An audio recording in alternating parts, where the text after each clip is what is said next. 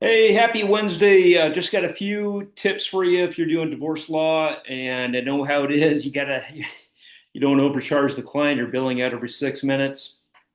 And we just kind of get into that routine of collect the documents, fill out the forms, file and serve on time, send out that invoice. And I would just want to kind of go over a little bit of information on why probably got to spend a little bit more time coaching up the client. It's kind of tricky. We're with them for maybe 3 months, get that parenting plan done, send them out the door. And the client's got to deal with that for the next year or so, 2 years, 5 years. It could be decades, depending on what the issues are. And we got to spend more time on the front end, kind of coaching them up and giving them some skills. So once we're done with them, they got a fighting chance to kind of keep the peace as they go along. So I'm going to bring up my little PowerPoint here, just one page today. So this is what our client's journey is like.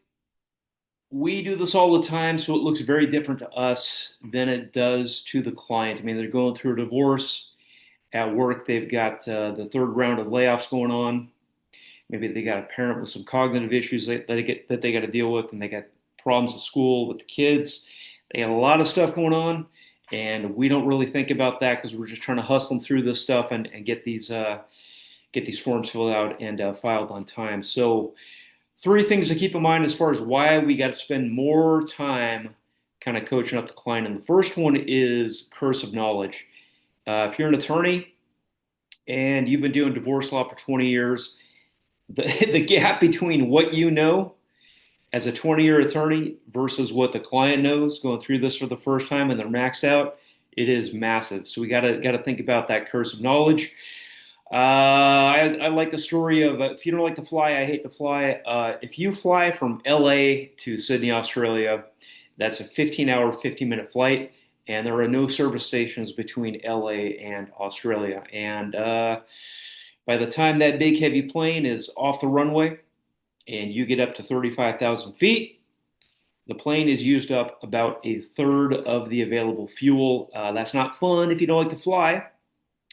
But for the pilot who's been doing it for 20 years, that's just another Tuesday at the office. So it looks very different to us as a passenger who don't have any of avionics knowledge versus the pilot. So think about that curse of knowledge. What you know as an expert is very different compared to what the client knows. So you gotta really drill this stuff down to them. Keep it simple, keep it concrete, keep it on repeat, and that's the best way to handle this because your client is overwhelmed on a good day. I mean, they're at home putting down the wine coolers and the soft tacos to try to get through this divorce. So they're really in bad shape, and we gotta keep that in mind.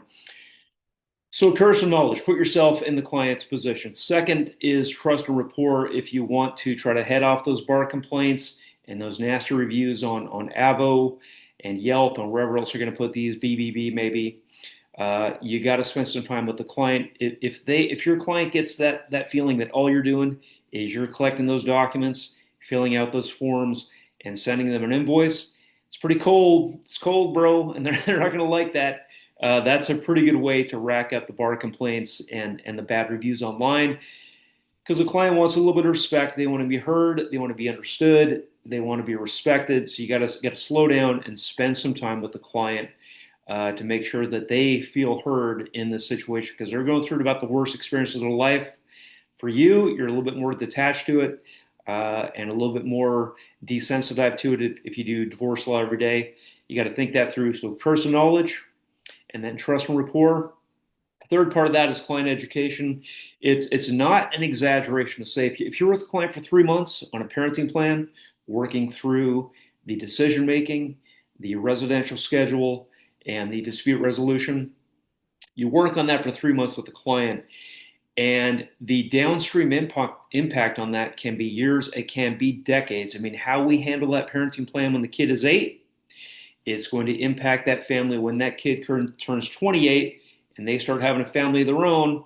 And if they had a really bad experience with the parents, our clients, they may not get to see their grandkids down the road. So it really has a massive impact. We don't think about it because we kind of got those blinders on, but we got to coach up these clients because once we're done with the client after 3 months, they got to deal with the fallout for the coming years. So client education, spend some time with them and giving them a fighting chance. And it doesn't have to be an extended period of time that you're coaching up the client. It's got to be short, simple, concrete, and most importantly on repeat. Keep it coming to them. And I like the story of Coach John Wooden at UCLA. So Coach John Wooden coached basketball back in the 60s and 70s, and he won 10 national championships over 12 years. So pretty much the best coach in NCAA history, maybe one of the best coaches overall. And so they did a study on Coach John Wooden. They followed him around practice during the 74 to 75 season to try to find out what he did differently. And one of the crazy things that they found out they didn't expect it is that when they were researching and tracking him around, writing down everything he said, following him around, what did he talk about? When did he talk about it? One of the things that they found out about Coach John Wooden is the average amount of time that he would coach up his players, 4.5 seconds. So the best coach in history, he's not up there in the soapbox delivering 10-minute speeches about theory. It's 4.5 seconds, simple, concrete, on repeat. And that's what we got to think about when we're working with the clients, especially because, again, our clients are on overload, but we got to spend time coaching them up on some of these issues like cognitive bias, on a best alternative to a negotiated settlement, about how impasse is expected. Coach them up on the things that we know about that our client isn't thinking about that they got to deal with for the next 10 or so years. Because once we send out that final invoice, they are on their own. So we got to think about that and be really attentive to our clients uh, during this period of time. So let me come out here now. All right. So keep that in mind. And I will be back next week to give you some more information on cognitive bias. There's three of them that we got to know about.